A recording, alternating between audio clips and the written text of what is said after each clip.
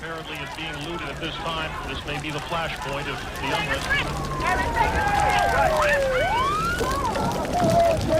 30 young people throwing rocks. You can hear them impacting against cars. This scene has really gone crazy out here right now.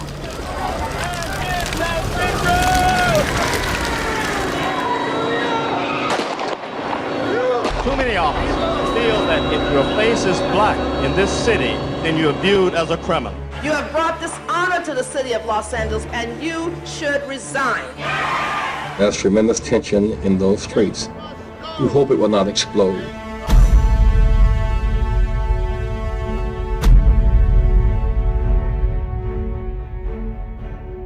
We, the jury, in the above entitled action, find the defendant not guilty of the crime of... Strong reaction coming in to verdicts in the Rodney King beating trial. 4 police defendants are acquitted on all but 1 count. August of 1965, the Watts riots. 1992, South Central LA riots. This is a very touching topic, but we're going to get straight to the point on this whole ordeal here.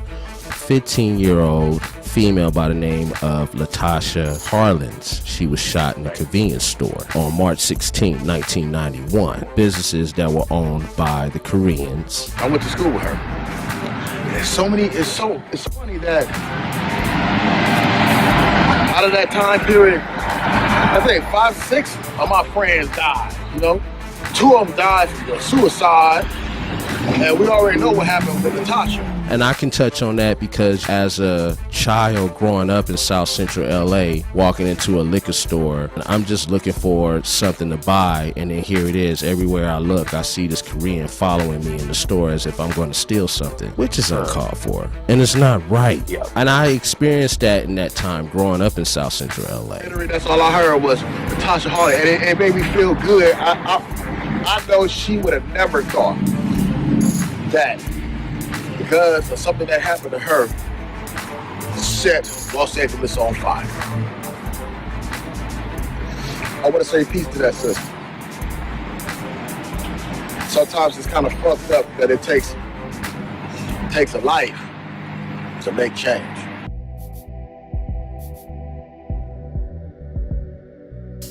I had a broken cracked up eye socket inside. They had to put a metal plate behind the eye socket because it was cracked like an eggshell. And also the cheekbone was crushed in pretty bad, and it required a plate in it. I also, I had a broken leg and fractured ribs, a lot of abrasions and contusions. And I still suffer from migraines to this day from that. Not as bad as they used to be, and thank God, but it was pretty bad. I'm telling you that it's easy. I mean, making it light on myself, but it was really pretty bad. I was within inches of dying that night, and I had just all my hope and faith had almost just gave up. And he knew it when he had me in the back of the police car. Because he kept snatching me back because I was passing out so many times. We, the jury, in the above entitled action, find the defendant not guilty of the crime of... Strong reaction coming in to verdicts in the Rodney King beating trial. 4 police defendants are acquitted on all but 1 count. Now I look back on that day, it's ironic that the blacks and the Hispanic community was coming together. Only people that could come through here was blacks and Hispanics. If you was an other, they called the Asians Buddha heads. I forgot all about that shit until I watched the documentary. I laugh, I chuckle with the show. I'm gonna keep it real. White folks couldn't come down here. And yes, while all this was cracking off and shit, there was downtown protesting and shit.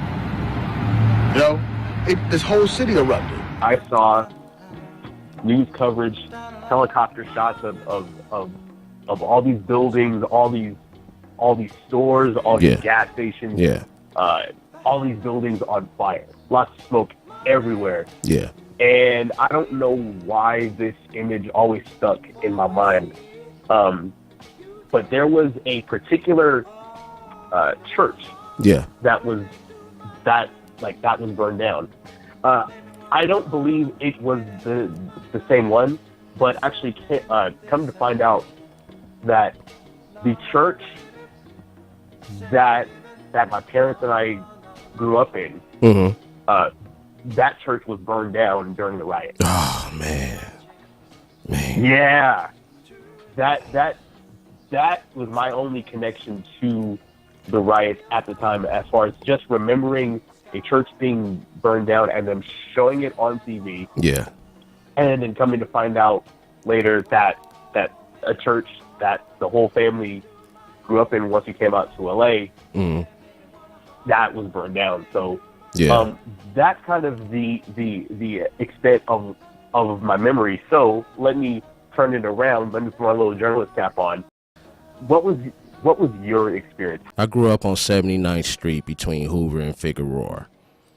Oh, and man. All right. Like further down when you go to Vermont between 79th and Manchester was on flames. It was on fire. You see what I'm saying? And for me to see that from my window, living on 79th Street, everything just burned in the flames, man. All down Vermont, all down here, all down here, all the way. You can come look and see that there's a child support office and shit, GR building here. But it used to be a lot of swap meets, wig shops, all that. A lot of Korean businesses. They were set on fire. The home of the motherfucking riots, where it all started right here on Normandy and motherfucking Florence. As you can see, the 76 behind me. Tom's liquor store. This is where the shit went crazy. Right here in this motherfucking very spot. Really, in the street over here, a lot of shit was popping off. If you watch the History Channel documentary off of 74, Raymond, like right around the corner, it was eruption. Police was gassing people up, beating people up. In this very spot. Yeah, I told you so, but I told you. So I was feeling beautiful to see all the unity. But then again, I was feeling nervous because I know that America's not going to let the riots go along, and I was worried that we were going to lose a lot of people. Either you live or you die by your stereotypes. Either you live or you die by your ignorance.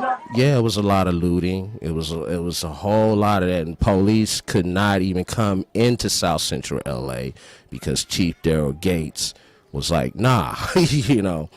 And then they had to get the National Guards in. Bottom line here, walking through these streets of South Central LA, and I still go through there from time to time, and I look at the history. I look back on just shaking my head like, damn, you know, all these things been burnt down. But this is another part of South Central LA. See? Look at that.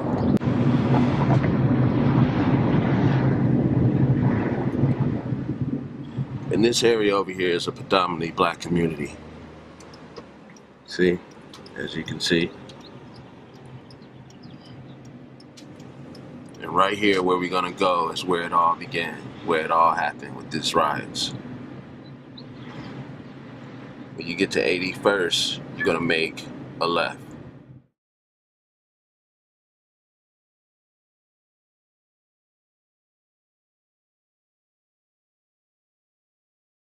Oh, man, we gotta give you something. Give me that. Agitated the maker from her breast. Then back to you to put the mic track to the test. I've been graduated and upgraded, so I don't test, I case. This beat's not me, or it won't none of it go to waste. Talk me down the crowd, leaving a verbal trace.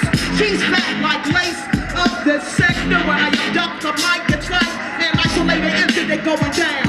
We all conceal me.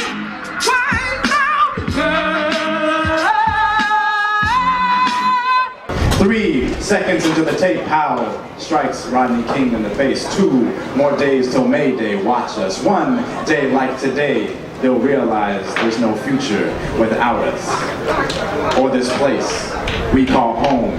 licorice sticks staining our saliva, taco truck, church revivals, crunchy Carter clinics, liberated zone in the making, littered with the whispers of our sisters who taught us that our mission is home. Latasha Harlan taught us that we are more than the paper that they would have us cling to. Sisters who taught us our mission is home. Riddell Jones, we chant your name.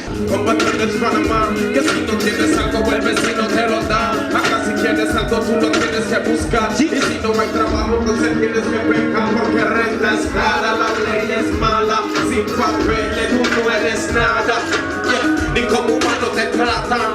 Este es un mensaje para toda mi raza. I'm out here in South Central LA on 81st and Vermont, you know, really holding it down. Los Angeles, California, Ethic Radio. Don't forget, go to ethicrecordfilms.com/ethic-radio, and don't forget to subscribe to our YouTube channel. And yeah, we just here, just where you know it all happened with the whole riots and everything, and everybody's coming together in the community. So you know, I'm just glad to be blessed to be alive, to live to tell a tale, and still see that everybody's still coming together in South Central LA, Los Angeles. So we just been giving y'all a detour where I grew up, where I came from. I'm not ashamed to speak on where I came from. So you know, again, it's a good day that, you know, we out here, right here at this community center collision. It used to be an Esquire Boys and Girls Club right here, and we used to go here every day after school. So now it's changed to Community Collision and the Community Center. This is all like my stepping grounds. I remember going to Lauren Miller up here up the street, and then I would walk down here on Vermont to go to the Esquire Boys and Girls Club at that time. So overall, it's been different, you know, but this is my roots, and this is where I came from, and it's just so good to see that, you know, everybody's come together. I found out about it on Instagram, so we said it was an event going on, a free event, so here I am, holding it down, y'all. A.C.Ceenno.